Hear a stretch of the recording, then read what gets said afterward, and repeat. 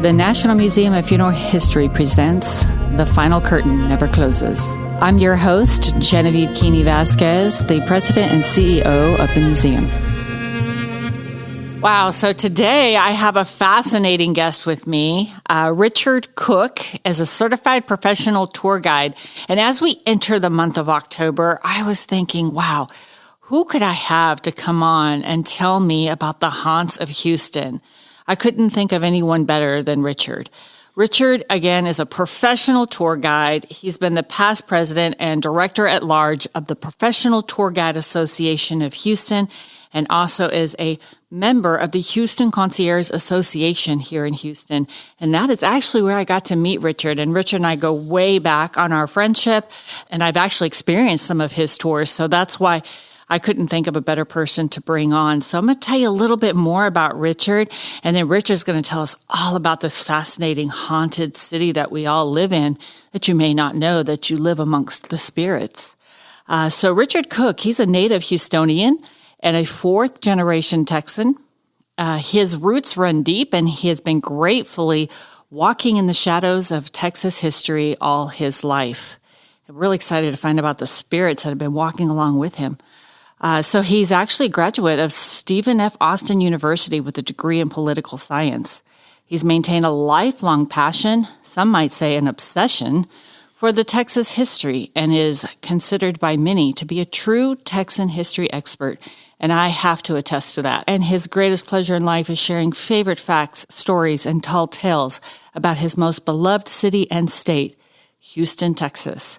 He is also one of the most up-to-date guides about present-day Houston and how it has evolved today into a vibrant and exciting city full of museums, art galleries, festivals, theaters, and much more.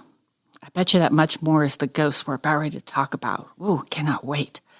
Richard's dedication to preserving the legacy of the Lone Star State has led to former positions as both president and director at large of the Professional Tour Guide Association of Houston.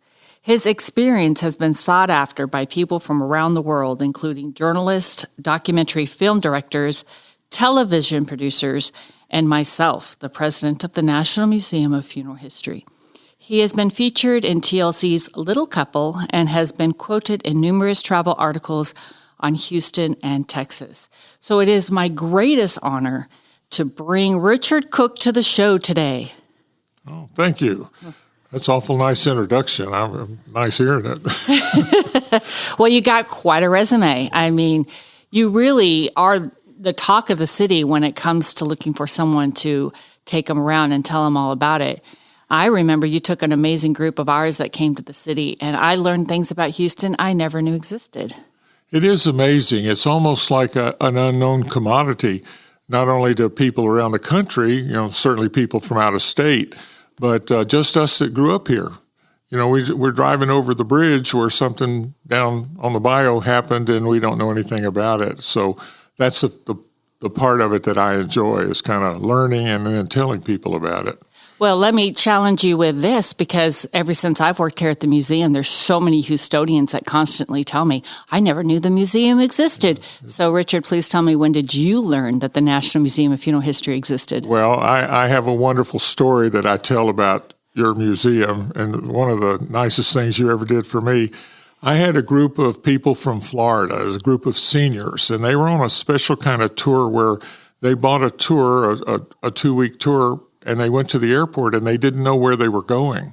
The tour operator, it was a mystery tour. They put them on the airplane, and when the airplane landed in Houston, they gave them their baggage claim and says, okay, get off. This is where we're doing our tour. So they were all kind of excited. The lady that was operating the tour had come to Houston about 3 weeks before that and wanted me to give the itinerary of where we were going to go. And I told her we had to come here. And the lady just was, I don't know. So we kept it in the tour, and as the day went, I'm up at the Texas Prison Museum about 3 o'clock, and I'm supposed to come here by 4 o'clock, and I knew your hours, and I couldn't get these people to quit looking at old Sparky, the electric chair. Yeah. And I called you, and I said, I'm running late, and the thing you did that I will never forget is you kept the museum open for us to come. Oh. And when we got here, I said, okay, let's everybody get off. This is really going to be cool. And the tour operator didn't even want to get off. And I brought the group in here, and we couldn't get them to leave. We had a dinner show up in the Woodlands. The Letterman, or who's left of the Letterman, was singing that day, and I couldn't get them out of the museum. It was the highlight of their day. So that's what I say to everybody. You just don't realize what's here, and each time I come, it's always something different. You don't let anything get stale here. Well, thank you. I appreciate I got to sit in the Batmobile. Oh, yeah, remember that was here? Where do you get to sit in the Batmobile? And the automobile collection here is just absolutely amazing. I had gone in the Henry Ford Museum one time up in Detroit, and every car, airplane, engine had a working engine. In other words, a drip pan underneath the vehicle to catch the oil leaks. And you have the same thing here. Yes. Every one of your vehicles, you can walk in there and start it up. We sure And that's can. a dedication to the preservation of what those were. And we all know that every funeral home in every little small town, especially in Texas, had the nicest cars. Oh, yes, definitely. We are known for our cars and keeping them very clean. Yeah, I asked one time. I asked a limousine driver. In that work, we sit around for hours waiting for the group to come out of the restaurant or whatever.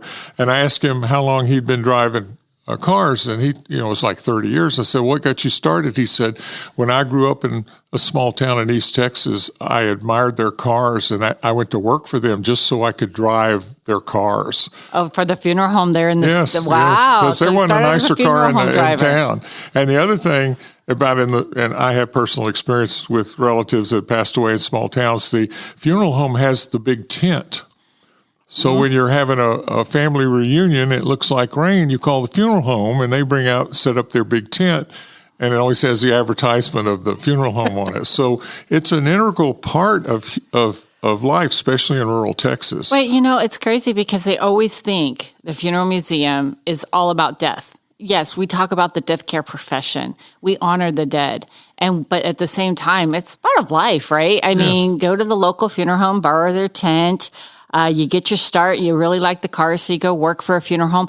But it's really yes, and goes hand in hand with life. And the funeral directors that I've known and talked to in my life see what they're doing as a vital service to the family and to the town. Yeah, so we talk about how funeral homes are so vital to the service and the preservation of those that they leave behind. So let's kind of talk about when those are left behind, but in a spiritual realm. You've got believers out there, you got non-believers, you've got people who've actually experienced paranormal activities and or apparitions and stuff like that. So have you yourself, being so well versed and visited of the downtown Houston area and some of these amazing places we're going to talk about, do you have any personal experiences of supernatural activity that you've actually witnessed? Well, I will be honest to say I don't think I've ever seen a ghost, but at certain times in my life, I felt like a ghost was talking to me in certain ways. My personal belief is that we're only using like 10% of our minds. There's so much in I won't call us pea brains, but there's so much there that we don't understand. And losing parents and other people in your life, you get a feeling that there is a way, especially with hospice. My father passed away at my house with hospice, and I was convinced that my family came and got him. Oh, yeah, definitely. And I got that from the hospice nurse. Wow. She started talking to me. She told me she tries to look in the room and see who's the caregiver. And I was the son at that point in time, and he was staying at my house. And she asked a couple of leading questions towards the end, and they were basically, she told me she was trying to get me to release him because he wanted to go over, but he couldn't. He needed the person in the room that it's like you're on two sides of the fence, and he wanted to go over, but he needed that permission. He needed to know it was okay. She asked me a leading question, and when I answered it, the question was, was he a big family? I said, oh, yes, there was 9 or 10 of them in the family. And she said, how many are left? I said, well, there's about 3 left. And she says, oh, and she did that on purpose to point to me that they were looking for him. There was more on the other side waiting for him. And when I said that, he passed away right in front of my eyes. So that's how I see it. But it's a part of life, and your museum is not ghoulish. Your museum is very, very informative. I've learned so much in your museum. I have a Catholic friend. I brought him over here to see your Pope funeral. Wow. What an amazing thing. And that's actually an honor coming from you, Richard, because I never thought someone as well educated as you about the city that I could actually teach you something more. So thank you so much. Well, what I remember about your Pope exhibit is the first thing they do is when he passes away is get his ring and smash it. Yeah. Because the ring is how he passed his rules. Yeah. And they didn't want somebody using his ring. Mm-hmm. Now, what a smart thing to do, but that's something I never knew. But again, it's all part of the learning experience. And this is why in our relationship, we belong to the Houston Concierge Association, which is a very dynamic organization. And we have several leaders in there that make sure that we have we call them crawls or socials, where he sets up a certain part of town, and we go there and we go to 3 or 4 like restaurants or venues. We get to experience it, so we're able to talk about it. That's right. Yeah, and share it with others. That's right. And he's brought us here probably every year for the last 10 years. You guys are going to be coming here in a couple of days too. Right, yeah. So yeah. That's how come I got to sit in the Batmobile. Exactly. And well, let me turn our conversation a little bit into some of these places that are known to be haunted or have spoken about being haunted here in our great city of Houston. There's some that I've heard of, like the Spaghetti Factory. Have you actually been to the Spaghetti Factory? Well, it was called the Spaghetti Warehouse. Now it's called McIntyre's. It's changed names. Wow. But it's still the same place. Still the same ghosts? Better. I hope the food's better. No, I'm kidding. And still the same ghosts, I hope? Same ghost. The ghost appears. And all this information that I'm giving you, the ghost stories that I know about, are easily accessible on the internet. You can type it in and read it. I might be making a few mistakes, but I did read it, and I've heard it from other people. But the ghost in the Spaghetti Warehouse was always up on the 2nd floor. And the ghost appeared at times at the end of the day. So when let's say they'd had a big party up on the 2nd floor, beautiful grand staircase to go up onto the 2nd floor. I remember going up that case, yes, because I was looking for her. Well, she appears in one of the windows on the southwest side of the building, facing Travis and Congress Street. And she appears to the cleanup people see her. Oh. She doesn't show up when the crowd's in there having the party, but at the end of the thing where, it's like 10 or 11 o'clock at night and they're busily getting all the dishes in and everything, that's when she appears. So you're saying I have to go apply to be a dishwasher so that I can see the ghost? That's right. Well, the dishwashers and the cleaning people are telling me, and on the internet it tells me that she is the spouse of a man who died in the warehouse, fell in the elevator shaft and died. So his ghost is around there too. But so does he haunt the elevator shaft, and does the elevator shaft still work? It probably works. I haven't seen. It's back in the back where the dishwasher people are. Oh, so that's why I didn't get to see the elevator. They see her back there, and then they'll see her in the window. And they don't get. Or the ones I talk to about it say they don't get really scared. She's just looking for her husband's spirit. So that's the famous thing. And the building itself is real old in Houston. It goes back to, it was originally called the Cleveland Grocery Supply Store. And if you look at it, it's 2-story from the street, but in the back it's 3 stories. It goes down into the bayou. And the bayou, Buffalo Bayou, was in those days, in the late 1800s, that was our freeway. We didn't have trains. We didn't have roads. If you bought anything or shipped anything, you shipped it from Allen's Landing on Buffalo Bayou, right where Main Street goes over. So the Cleveland store they unloaded the barges and the riverboats on that lower level and then brought everything up in the elevator to the 2nd and the 3rd floor.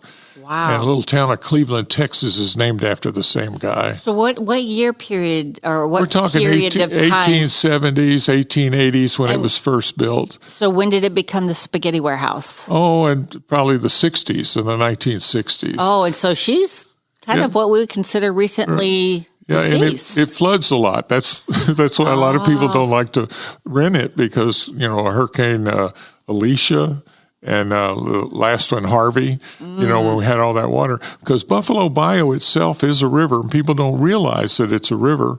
In the 1930s, there was a horrible hurricane flooding thing. It flooded all of downtown Houston. So do you think there's been a lot of spirits in the Buffalo Bayou because perhaps maybe it taken some of the lives? Well, the most famous spirit in the bayou is the Donnellan boy. Let's see if I'm saying that right. It's Donnella, and the Donnellan Crypt, which is part of Buffalo Bayou. And these things that I'm talking about, if you take the Buffalo Bayou Partnership tour boat, he talks all about it and shows it to you. So you're saying I can actually get on a boat and go down the Buffalo Bayou? Yes, you get on it down there by Allen's Landing. It's, I think, $20-something a ticket, and he goes on the weekends, and he floats upwards towards Shepherd Street. Oh, and he turns around, he goes back down, goes under Main Street, and goes as far out as Brown and Root, that new golf course they built out on Brown and Root. And he talks all about the bayou. So is there only one crypt along that entire route, or are there other things that might lead me into spiritual activity as I'm on the Buffalo Bayou? Well, when I took it, I was amazed, being a born and raised Houstonian, I was amazed at how the city looked from down there. It looks so much different than the city I've seen because we're always up on Smith Street and Lamar and Travis looking down at it. Yeah. So now you're down looking up, kind of like a dead person looking up, right, at the people, huh? And it affected me. It affected me in one way. We don't realize, but all of the rainwater that goes down the storm sewer goes into Buffalo Bayou, and then it floats east into the ship channel, and then it floats all the way down to Galveston, goes out the Bolivar Cut into the ocean. So that's how we drain Houston is Buffalo Bayou. Wow. And the day I was on the tour, there had been a big rain, and these plastic bags we get at Walmart were all hanging up in the trees from when the water level was high, and they're floating, and Buffalo Bayou Partnership has to send a crew out every day and collect those bags that are going down the storm sewer. So when I go to the store and they say, "Do you want a bag?" "No, ma'am, I don't want a bag," because it's going to end up in Buffalo Bayou. It'll end up in a tree looking like a ghost. That's right. So it is amazing. But it is a beautiful city from down there. The city was founded there in 1836, right after the Battle of San Jacinto. There were two fellas from, I'm going to say this wrong, Chittichingo, New York, called the Allen. Better than me. Baldwinsville, up near Buffalo, and they had come down to the Mexico. This was Mexico, and they were real estate developers, and they wanted to buy a city, and this is about the time when Texas wins its independence on April 21st, 1836, at San Jacinto, and the story goes that they had this money. Now the money came from one of their wives. And her last name was Baldwin, and she had inherited money, and they used her money, and they bought 6,000 acres of land, what we now know as Allen's Landing, where the spaghetti warehouse is, south towards the Astrodome. And they started advertising. They hired a surveyor named Gail Borden, who we now know as Borden's Milk. Wow. And here I was thinking of Lizzie Borden. Wow, in my dark. Gail Borden surveyed it, and then they started selling lots in the newspapers in New York City, up in the East Coast. And if you ever see some of these beautiful advertisements, it looked like a Currier and Ives painting with the cow eating and a beautiful grass and everything. Oh, yeah, I remember. And I'm not saying that the Allen brothers were crooked, but they were real estate developers, and it's in their DNA to embellish. Everything they said was true. Access to the Gulf, plenty of water, plenty of land, plenty of trees. They just left out a few things. They left out that there were mosquitoes as big as flies, that there were mean Indians and mean Mexicans that wanted to kill anybody that showed up. and that there was no drinking water. So that's how Houston got its start. So. And let's not mention that we get all these torrential downpours and hurricanes too, right? Yes. So the story goes they were at Harrisburg, which was the only town here, which is down in the ship channel off of Broadway and Harrisburg Boulevard. That's where the town was. And they hired a man that had a shallow draft steamboat called the Lara, and they gave him $1,000. And they say, we want you to paddle upstream to where White Oak Bayou and Buffalo Bayou come together, which is Allen's Landing now, University of Houston downtown. And we want to claim that it's accessible to the Gulf. It took the Lara like 3 weeks to make the 20-mile trip because they were hacking all the trees out of the way. And they missed the confluence, and they went all the way down to Shepherd before they realized they'd gone too far. Wow. So that's how Houston got its start. And you see these wonderful pictures. So these real estate agents that you just spoke about, are they buried here in Houston? Do what? Are they buried here in Houston? Did they die in Houston? Yes, the Allen brothers. The wife, Baldwin, there's a hotel now in downtown Houston. The old DoubleTree is called the Baldwin Hotel. We're naming it after the lady whose money it was. And she's buried in Glenwood. And one of the Allen brothers got upset, and he took off for Mexico. We never heard from him. But the other one's buried in a cemetery. We call it Founders Cemetery on San Felipe, just off of West Gray between downtown and the Montrose area. So are there a lot of founders in the Founders Cemetery? Yes. In fact, it's really interesting about our cemeteries. If you go to Founders Cemetery, like you're on West Gray and you're going to Montrose, you'll see it on the left. What they now call Freedmanstown is the district we refer to it, and it doesn't look like it's very full, but it is full. But in 1936, on the centennial of Texas, the 100-year anniversary, they went around to all of the Texas soldiers that were in the Battle of San Jacinto, the Alamo, and all that, and they erected state markers, these big, beautiful granite markers. And when you go by Founders Cemetery, you see about 30 of them because they only marked the ones they could find that they knew were in Sam Houston's army. So wow, that's pretty interesting. One of the Allen brothers is buried there under a tree. Wow. We were talking about, that Houston has some really historic cemeteries. I mean, we're talking cemeteries that you wouldn't, like if you blink, you would pass right by them because they're kind of tucked away a little bit. And the one that comes to mind when I talk about something that, is the Wenchie Cemetery. That's not in downtown Houston. That's North Houston in the Spring area. And it's like right off the feeder of I-45 because they had to, build the highway and the feeder road around it. Across the street from Freddy's Hamburgers. Yeah, right. And you can still drive up and go in and visit it if you so desire. Well, if you go to Old Town Spring, there's a Wenchie Brothers Saloon. That's right, and that's haunted. That one's haunted too. Yeah, that is haunted. Wenchie Brothers Saloon is haunted. Wenchie Brothers Saloon and Old Town Spring were a railroad town. Because it's right by the railroad. Yeah, it's still railroads. I mean, if you get stuck over there, the Kleins of Klein, Texas, of Klein Funeral Home, they originally lived in their house there in Old Town Spring is supposed to be haunted. Wow. So we've got like haunts everywhere. So let's talk about Glenwood Cemetery. Glenwood, to me, I think Glenwood is like the Hollywood Cemetery of Houston. Am I correct? But we have a Hollywood Cemetery too. Oh, wow. I didn't even know that. That's on North Main and I-10. Oh, wow. I-45 in North Main. So, okay, then, since we do have a Hollywood Cemetery here in Houston, and I'm thinking Glenwood is kind of like up there like Hollywood because all the famous people. Are there famous people in the Hollywood Cemetery as well?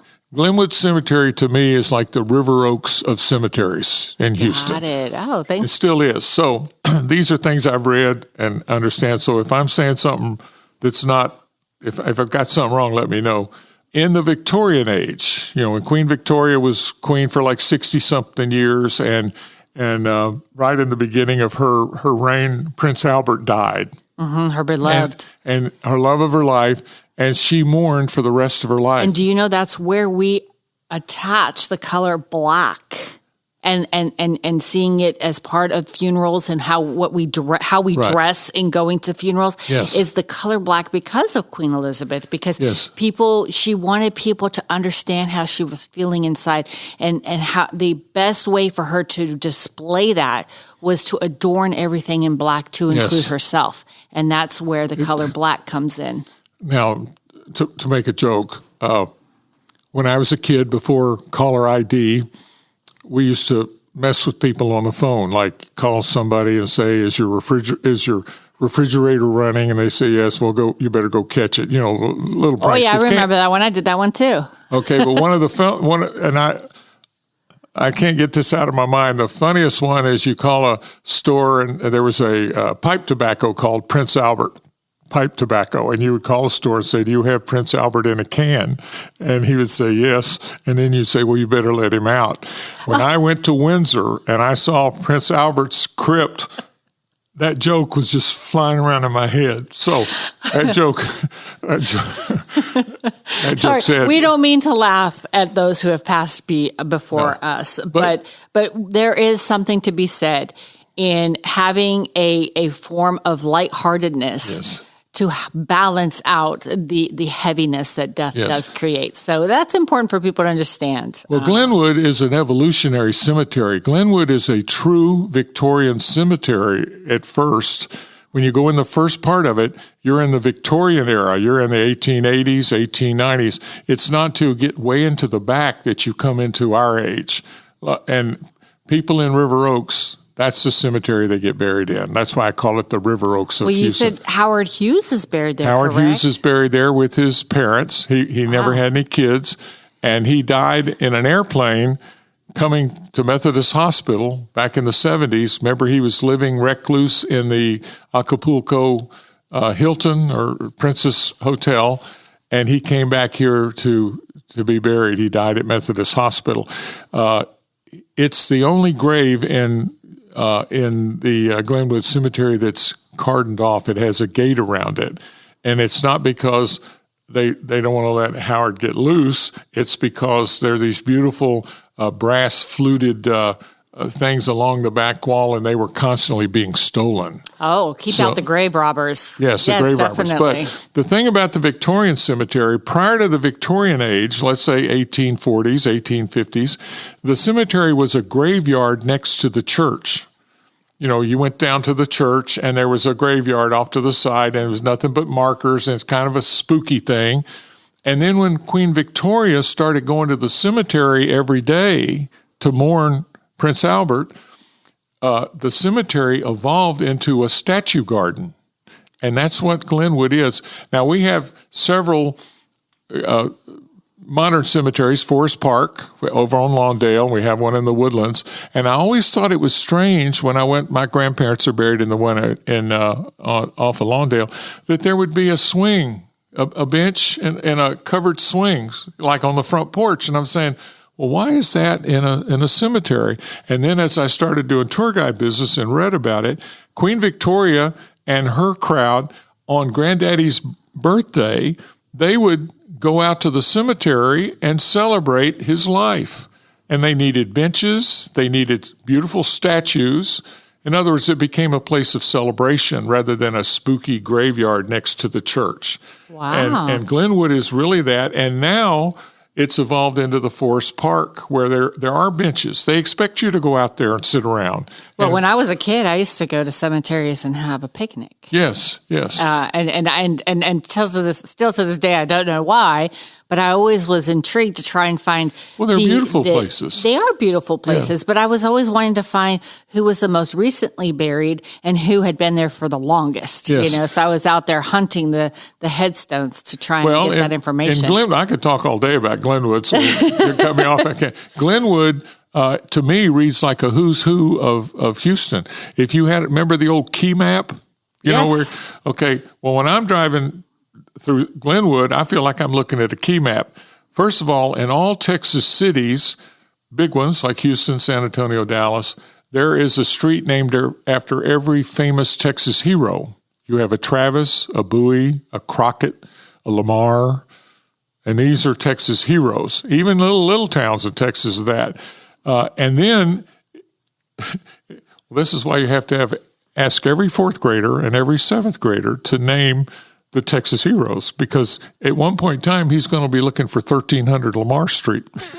Wow, I never knew that. See, I wasn't educated in Texas, so That's right. Well, in the I fourth didn't and the get seventh that. grade, you got Texas history. Now I understand why Texas history. Wow, that's fascinating. So the another thing that you see in Glenwood, this is about the time of the obelisk.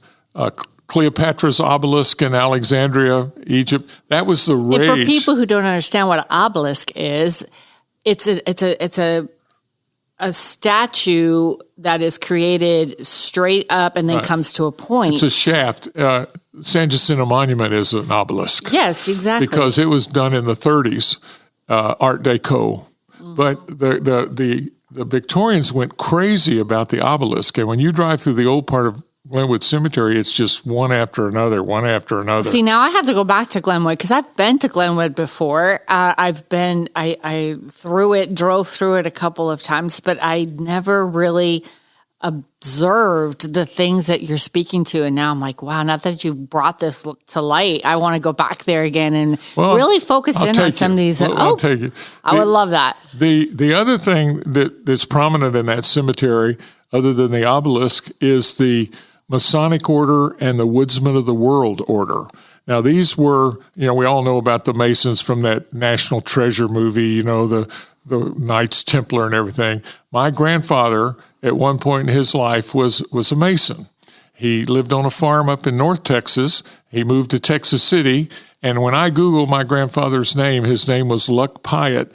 The only time it comes up is his lodge, his Masonic lodge in Texas City still lists him as the first grand whatever. And Masons, they have very ritualistic burial customs. And we actually have a Masonic apron here. Yes, they wear an apron. Yes, and they wear it when they pass away. It's part of the burial routine.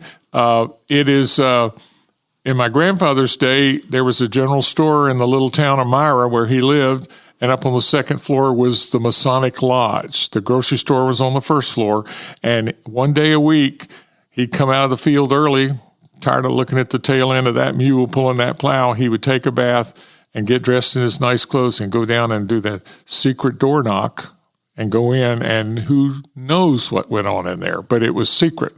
And is that one of the haunted places we were talking about earlier? Oh, I don't know. They're still around. We have Masonic lodges today, still very prominent.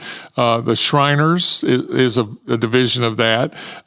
We also have the Woodsmen of the World. Now, in the insurance business, most insurance companies like Prudential, all those kind of companies started out as burial policy companies. 3 cents a week, enough money to pay for the funeral. And the Woodsmen of the World still exists today. You have to go to a real small town in Texas to find the Woodsmen of the World agent. And when you buy a policy from him, that gets you a burial. And they also have an orphanage somewhere up in the Midwest where your orphan kids can go and be raised. Wow. And in Glenwood Cemetery, the Masonic burial is usually an obelisk with the compass and the square engraved. That's how you know he was a Mason. But Woodsman of the World has a concrete tree stump. Well, there you have it. When you go into a cemetery and you wonder, why is it looking like a tree? Now you know. Well, and also, too, if you look at the tree, that means he's a Woodsman of the World, a wow. Yeah. How many cut logs that his tree stump is sitting on. The most I've ever seen are like fireplace logs, that length. There's 4 of them, and then the tree stump is sitting on top. That denotes his status with the organization. Wow. Only one. Some of them don't have a tree stump. Logs under the tree stump. And so if I have logs underneath my stump, that means I had some pretty... You had status. I had status. Right. Kind of like the plumes on the funeral carriages. The bigger the plume, the more status that you have. Very, very subtle things. The other thing, too, and this is really fascinating to me, and I point this out every time I go in there, I see an obelisk that's only halfway up. In other words, the base, and it comes up about 4 feet and stops, and then there's a drape over it, like a cloth drape. Cloth drape. And that's a symbol from the Masons telling us that Mr. Smith died before his time. If you look at the date of the person buried there, it's 30 years old, 40 years old, because his obelisk was not completed, because he didn't live a normal lifespan.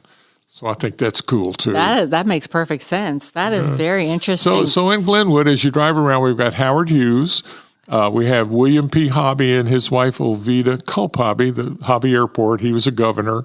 We have Denton Cooley, the Denton Cooley plot, the famous heart surgeon. We have several Texas heroes. We have the last president of the Republic, Anson Jones. He's buried there, and there's a historical marker. The story of his life is kind of interesting. He was a confidant of Sam Houston, like right there with him. And then when Texas became a state, he expected to be one of the 2 U.S. senators. Houston was the first U.S. senator, and Anson Jones wanted to be the second U.S. senator. I think Sam promised him that, but then Sam picked Thomas J. Rusk out of Nacogdoches to be the second U.S. senator. And Anson Jones got distraught and stood up on the balcony of the where now the Rice Hotel is. There was a different hotel there, and he hollered, "Texas has forsaken me," and he shot himself. Wow. So he might be haunting the second floor balcony at the Rice Hotel. Oh, I would say. But it is interesting. So it's a wonderful drive. And then as you go into the newer section of the cemetery, you're in the 30s and the 40s and the 50s, 1900. There's a lot of cemetery family plots of the Egyptian motif. Just, looks Egyptian, like this Egyptian people. And I had a funeral director on a tour one time, and he says, "Oh, that was really popular back in the 40s, these Ben-Hur movies and all of that stuff." So it's definitely a... So are they still burying people in the cemetery today? In fact, they've opened a new section that you actually go across Buffalo Bayou a little bit down into that. There are no restrictions about going in. If the gate's open, you can go in. They're redoing the front gate, so you have to kind of go into the back. They have an office there, and if you go in the office, they'll give you a map of the famous people buried there. Oh, that's fascinating. Yeah, so wow. Just don't want to get caught in there after hours. There's some other places here in Houston I definitely want to be caught in after hours because I really want to see a ghost. So where's another place? If I really want to see a ghost. If you really want to see a ghost, where might I be able to go? Okay, it would be the old Jeff Davis Hospital. Oh, you started telling me about that place. Ooh, that is a creepy place. It's located 1101 Elder Street. If anybody in town knows where the Amtrak station is, which nobody knows where the Amtrak station is. If you were to take a train out of Houston, you know where the train station is? Absolutely not. I would think I could follow the tracks. Well, there's a bunch of tracks. No, that's true. It used to be Minute Maid Park. Really? Yeah, I rode a train in the 1950s to New York City from Minute Maid Park. The terminal building is still there, like up out on the third base side. The train's backed in. That was the train station. So is that why we have a train that runs its little track every time we get a home run? The whole train motif. Because that was the train station. Well, do we have any motifs at Minute Maid that speaks to Jefferson Davis Hospital? No, Jefferson Davis Hospital is located, I'm saying, by what's now that's not the train station anymore. What I'm talking about is where the aquarium restaurant is downtown. Oh, yes. I know that place. And then you have across the street, you have what's called the Post, the old post office, which they've turned into a venue. Have you ever been up on the roof of that? It's really pretty. It's a food hall and everything. There used to be a train station there called Southern Pacific Train Station before the post office was there, before this venue was there. But the Jeff Davis Hospital is just about a half a block over from that area. And you get to it you're going down Washington Avenue out of downtown, and you get to the first light, which is Houston Avenue, and you take a right, and you go about a block and a half, you go underneath the railroad track, and you come to a street called Dart, D-A-R-T. You turn to the right. I thought you said Dark. Dart Street. Wow, I was like, wow, how more thematic can we get, right? Okay. Dark Street. No, okay. Dart as in like throwing a dart. And you go down, and so you're close to, I-10 where it gets off the freeway to go downtown, Smith and Milam Street, and where those four giant heads are, David Attick's heads, the Mount Rush Hour. Mount Rush Hour, yes. Yeah. I know Mount Rush Hour very well. So it's over in that area. It's on the north side of Buffalo Bayou, and it is in 1840, that was the woods. I mean, that wasn't the town, that was woods. And the Allen brothers didn't buy that land. They only bought the land on the south side of the bayou. Well, was that building there when they went to go buy the land? They built the in 1840, before they built the building, it was Houston Cemetery. Well, that's probably why they didn't buy the land then, right? Because there's a bunch of dead people buried there? The city was founded in 1836, so this is 4 years later. They needed to have a cemetery. So in the old cowboy lingo, this was Boot Hill. Like in Gunsmoke, he's always out, everybody he shoots gets buried up there. Took him out to the pasture to have It was him just buried. woods in the pasture. So from 1840 until 1927, that's where they buried people. It was an indigent cemetery as well as the cemetery.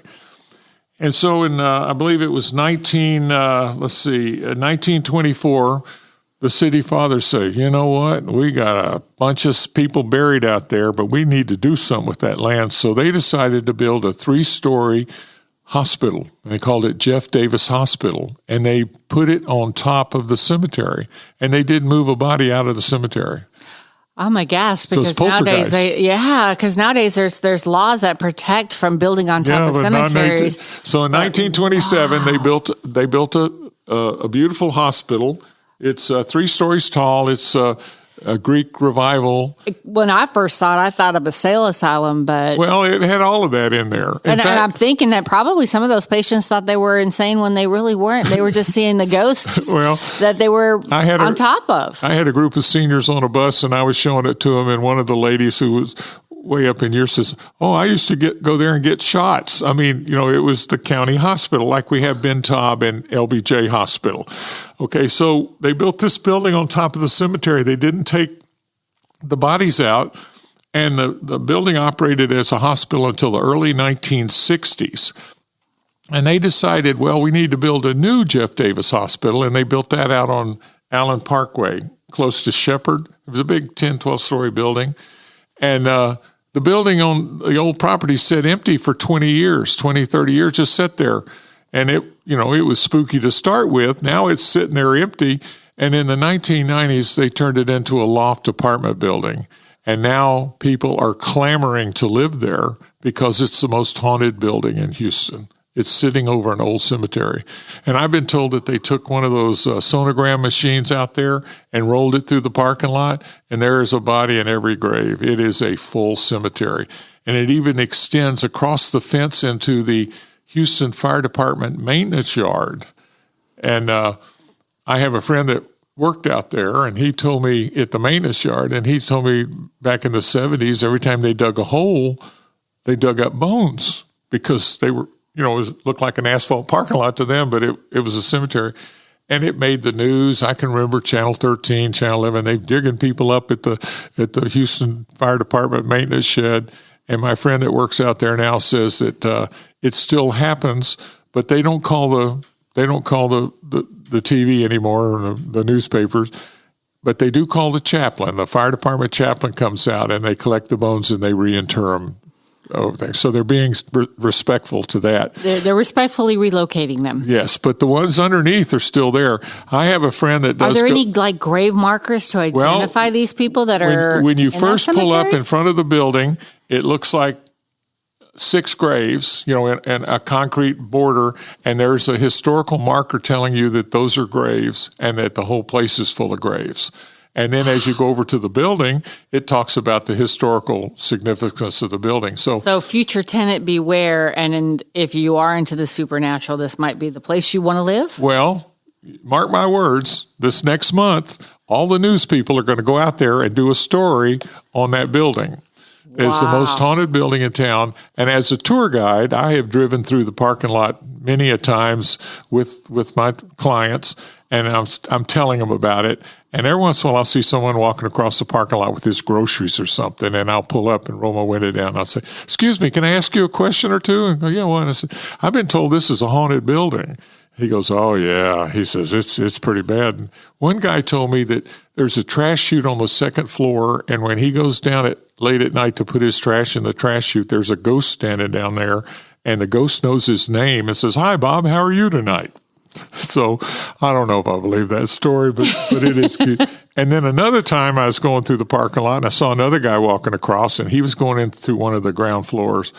And I asked him if it was haunted, and he told me, he says, "I don't know if I believe in ghosts, but I did have an experience the first night I was here."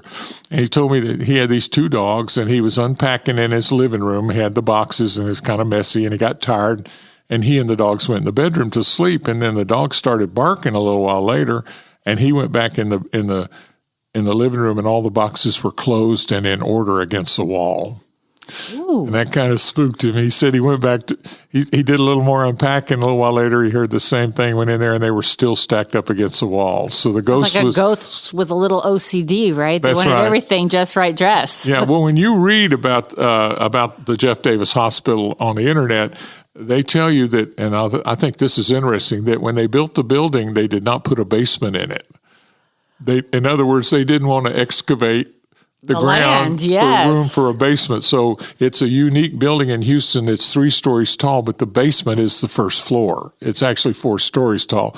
So the contractor knew not to dig a hole around there. So that is the... So no underground parking for that apartment underground complex. parking. And behind it has a power station, a big tall chimney where the boiler was and everything, and it's ivy colored, and that looks really spooky to me.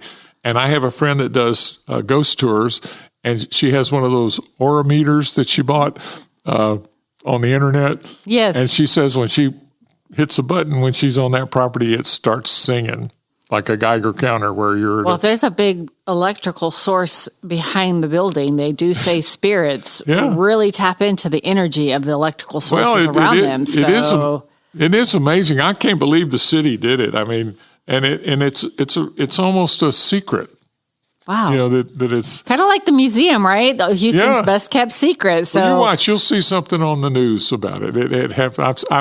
As I go by there doing tours, I see the TV trucks out there doing it's time to go to the Jeff Davis Hospital for the Halloween story. Wow, that's interesting. So are there any other like spooky cemeteries here in Houston, or any spooky buildings that I might be able to go to? I think the ground zero for ghosts in Houston is Market Square. Ooh, where's Market Square? Market Square is just ringed with ghosts. Now, Market Square, to give a Houstonian that might not know it's Market Square, it's this little park, 1 square block park that's off of Travis and Milam. It has a Nico's little place where you can eat.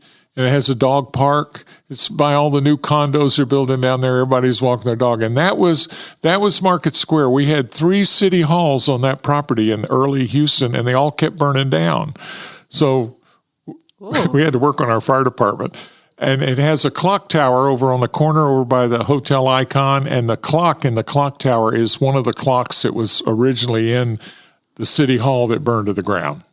So there is a bar called La Carafe Bar. It's on the north side, the Buffalo Bayou side of the park. And when you go by it, it looks like New Orleans to me. It looks French Quarter, because in the 1830s and 40s and 60s, if you lived in Houston, which was out in the middle of nowhere, if you wanted to go to town, you got on a boat and you went to New Orleans. And so it's the same era of the markets of the French Quarter. Yes. It's a real nice bar. It's been in continuous operation since the 1840s. Sam Houston supposedly had a couple of drinks in there, but it has a ghost that hangs around on the second floor, and it's right now, the lady that owns the bar claims the ghost is one of her old bartenders that died in the 1990s. So he's a recent ghost, and he's hanging around there all the time. He when the place gets kind of empty. I've also heard that there's a lady ghost up on the second floor.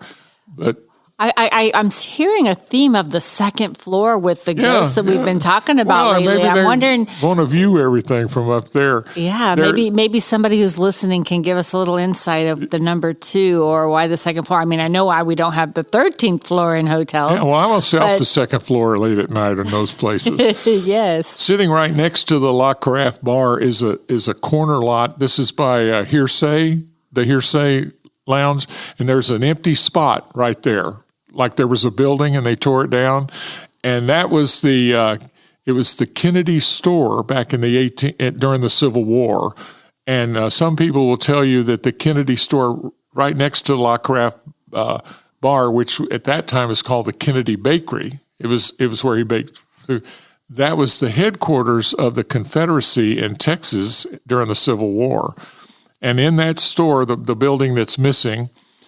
He supposedly kept ordnance in there, like cannonballs and gunpowder and stuff like that.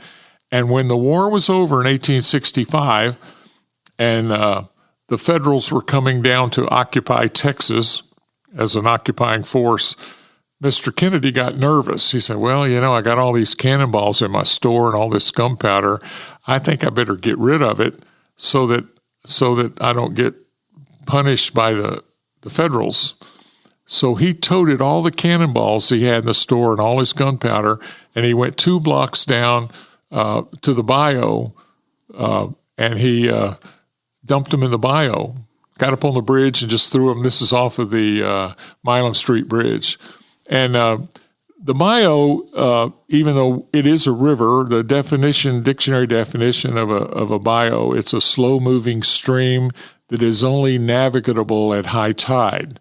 So he must have thrown the stuff in when it was high water, because a couple of days later he went and looked and the water had receded because, there wasn't a rainstorm, and he could still see the stuff. So he got really upset about that. But the story goes that a young boy, let's see what his name was, Timothy Donnellan,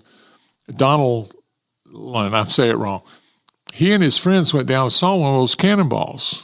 And they waded into Buffalo Bayou and got the cannonball and went back to their house, which is right over there next to the Kennedy store, and set the cannonball up on the table. And being young boys, they were fascinated by it. They started trying to take it apart, and it exploded and killed him and his 2 or 3 of his friends. Oh, no. And so his father was upset. His son got blown up by a cannonball. a cannonball. And they buried the boy in the Donnellan Crypt, which is down on Buffalo Bayou. It's actually still there.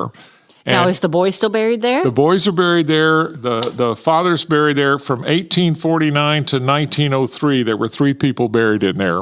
I think his mother was buried with him. And in 1903, when they were remodeling the bayou, they took the bodies out and put them in Glenwood Cemetery.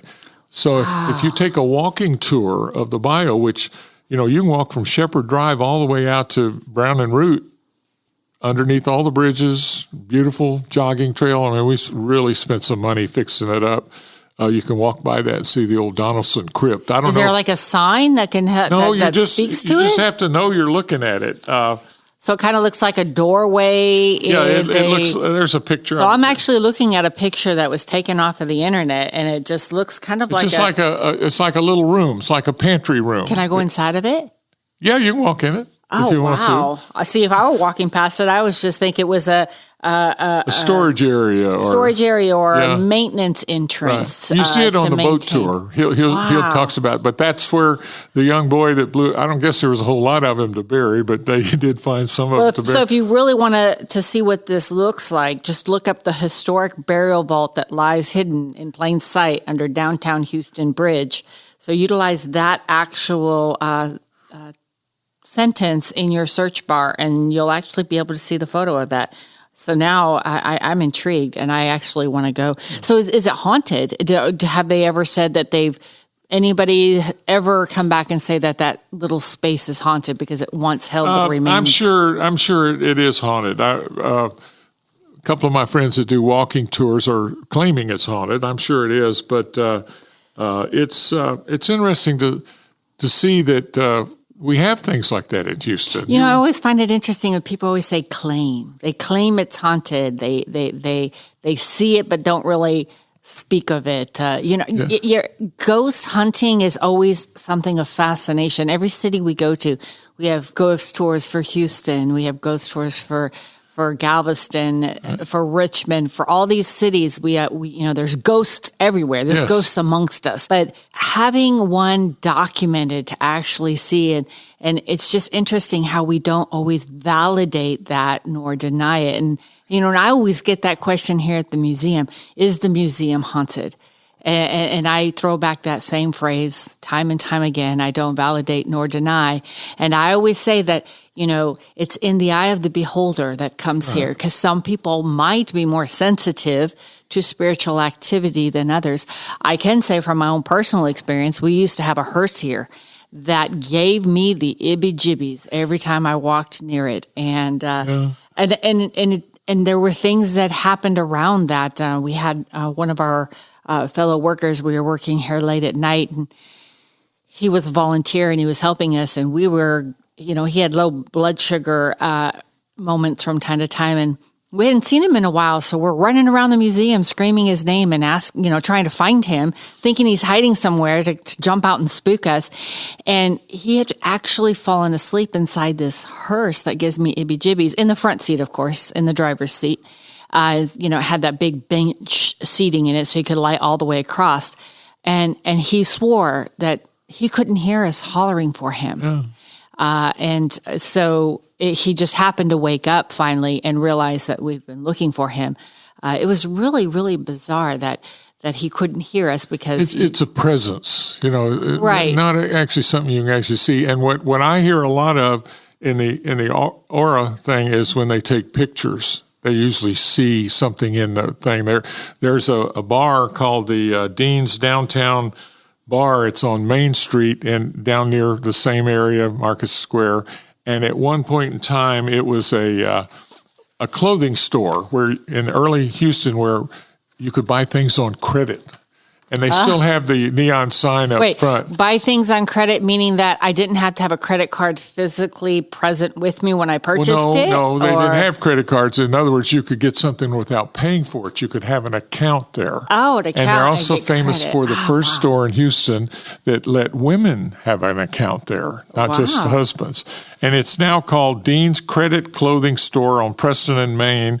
And it is a former speakeasy back during Prohibition, and the lady who runs the bar, she does tours. I mean, you go over there and she'll take you in the back, and there's an elevator that you could get through in the back, and it's like a speakeasy. You had to have the password to get on the elevator, and so it's they say the elevator is haunted. And when this is reported that when they take selfies in the elevator, there's a glass mirror behind. They see a ghost in the mirror. Oh, wow. And she has a drink there called the Berry, Berry, Scary Cocktail. Ooh, the Berry Scary Cocktail. Right. So if you want a special cocktail for the month of October, you can go down and get your Berry Scary Cocktail. That sounds fun, actually. So do you know, is that a very popular drink? Well, probably so, especially during the season, I guess.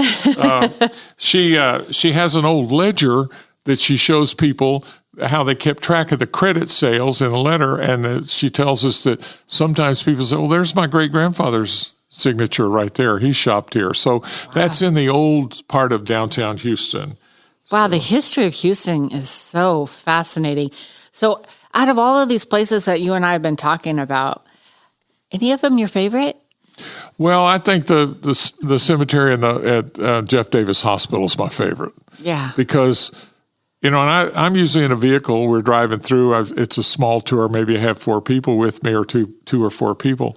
And you just, I drive back there by that power station with that ivy and everything. And I say, the reality is we're driving over people's graves. Yeah. That, lived 100. And, sometimes when you go through a cemetery, you kind of watch where you walk out of respect.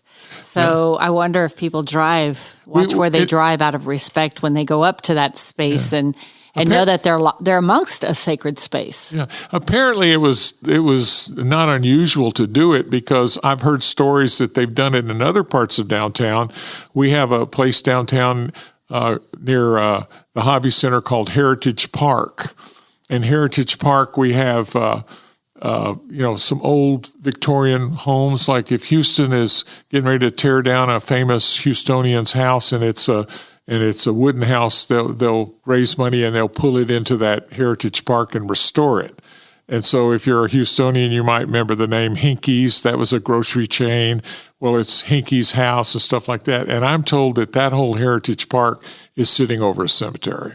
Wow. And then those are people's houses that maybe they had died in their home. And so maybe the house itself is haunted. We talked about all these awesome cemeteries. And now that we're kind of getting to the end of our amazing talk about the haunts of Houston, one of the cemeteries that we have kind of overlooked, which many Houstonians overlook, is Olivewood Cemetery. It was designated as an African-American cemetery. Right. And there's also another one farther down on Dallas, almost to Shepherd. That part of town was called Freedmanstown. In 1865, when the war was over, the slaves were freed. And we have a wonderful celebration in Houston, or in Texas now in the country, called Juneteenth. That's right. And a lot of people don't remember what that was or don't know about it. The story I hear, it happened in Galveston. And when the Federals showed up in 1865, on June the 19th, 1865, they got off the boat to occupy Texas for the next 20 years to make the Texans behave, get with the program. And General Granger got off the boat there in the Strand, and he walked about 2 blocks, and he saw a couple of black men that were stevedores, men that loaded cotton bales. And he walked up to them and he said, "What's it like being free for the first time in your life?" And they looked at him and said, "What are you talking about?" Because they didn't know. Because there was no mass communication. There were no news. They weren't taught how to read and write. That was against the law. And so Granger got so upset that he got a copy of the Emancipation Proclamation and read it for the first time on June the 19th, 1865. And that's when men in Texas knew they were free. That's why we've had it all my life in Texas, but now it's a national holiday. Okay, so that part of town was Freedmanstown. It's where the black community lived. And these cemeteries are in the black community. They've fallen into disrepair. A lot of them have, and because these cemeteries weren't on a perpetual care, contract, and they were always up to the descendants of those who were buried there, right, to upkeep those cemeteries. And the disadvantage of Freedmanstown, it was right in the way of the developer. The developer wants it between Montrose and downtown, these high-rise. But there is a Freedmantown Association that's trying to preserve some of the old houses. And the story I heard, the Juvenile Probation Department of Harris County, so like if you were juvenile and you got in trouble and you had to go see your probation officer, that office was down West Dallas, down past Wall, almost to Shepherd. That's where the government office was. And across the street, it looked to me like a bunch of woods, but that was one of the black cemeteries. Very prominent black leaders were buried there. And one of the probation officers would get mad at the kid that missed a visit, supposed to come last week and didn't come, or wasn't sticking with the program, and he would make them go across the street and clean out that cemetery. And that's how that cemetery got cleaned out. To this day, it's clean, but it was done by a mad probation officer, and it probably worked for him. Yeah. If I don't come to the meeting, he's going to make me go out in that cemetery and dig things up. So that's one of them in Olivewood.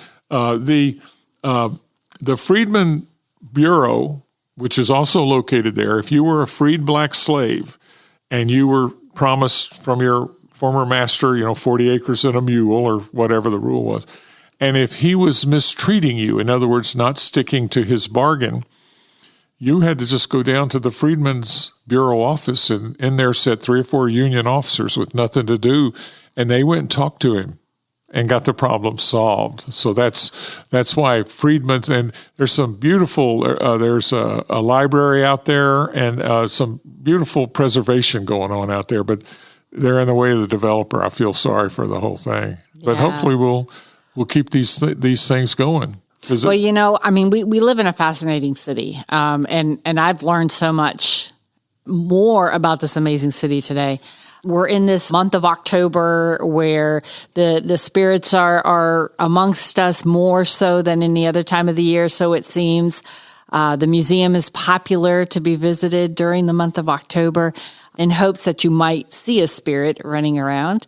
But, the museum's got a lot of cool happenings in October. And we also got some fascinating books to help you on your ghost hunts here in the city. We have the Ghost of Houston's Market Square Park book that you can pick up at the gift shop. We also have the Ghosts of Galveston book if you want to trot down to Galveston and know where all those haunted places are. And also, before you go on those fun ghost hunts, we have a ghost hunter's journal so you can actually keep your own notes and perhaps some photos of any apparitions that you might capture while you're on your hunting. But also in the month of October, the National Museum of Funeral History has some amazing events going on to keep you all engaged. We have a very fun Witches Brew Market on Friday, October 13th. The wonderful stigma attached to October 13th. We'll be having a fun evening where we encourage you all to come dressed in your funnest witches attire and then just enjoy the evening amongst the exhibits, as well as see some very eclectic artists and their work. And then on October 28th, we have our car show, our annual car show, where it's fun to bring out the family and the kids and do some trunk or treating, some safe Halloweening. Bring your kids in their funnest costumes for a costume contest. So we have lots to do and see here, not only in our city, but right here at the museum for the month of October. Richard, I have to say, you are a fascinating tour guide. And you're still doing tours today. Yes. As you noticed, it's not a large group that Richard requires for you to get together in order to have one of his tours. He'll actually do a tour as a one-on-one, correct? Yes. No more than about 4 people, and it's a private tour. I don't mix groups. Oh, perfect. Yes. So if you want to go out with, let's say, a guest, relatives in town want to see something, and very quickly I can figure out what your interests are and make sure that's what I show you. So not only are you going to give me a tour of the city, but you're going to customize that tour to what I would like to learn from you while I'm here visiting the city. Or I've been living here my entire life and there's so much I haven't learned that I might have missed in grade school because I fell asleep during Texas history. So I, as an adult now, want to learn that in which I missed as a child. So I can schedule a tour with you and get that historical background, correct? Yes, I have a little saying for my company. I treat you like a cousin, long-lost cousin from out of town. Oh, and that just speaks to the hospitality of Houston, right? Yes, that is amazing. So, Richard, again, thank you so much for taking the time out of your busy day. I'm sure you've got some tours lined up, and you said, nope, I'm going to come here and I'm going to talk to Genevieve about the amazing haunts of Houston, all these cool forgotten cemeteries, or some of those that have been buried by buildings, things that I never knew about. I'm not a Houstonian. But I've now lived here for over 18 years, and I still learn some fascinating things about this amazing city. And also, if you are a Houstonian and you have not been to the National Museum of Funeral History, that is an awesome must-see. Or if you are visiting Houston and want to take an amazing personal private tour, please contact Richard Cook at Texana Tours at www.texana, that's TEXANA, Tours, TOURS.com.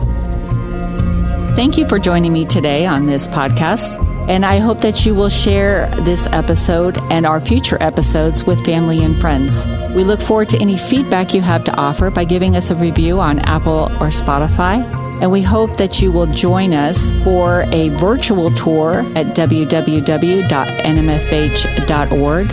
And always remember, any day above ground is a good one.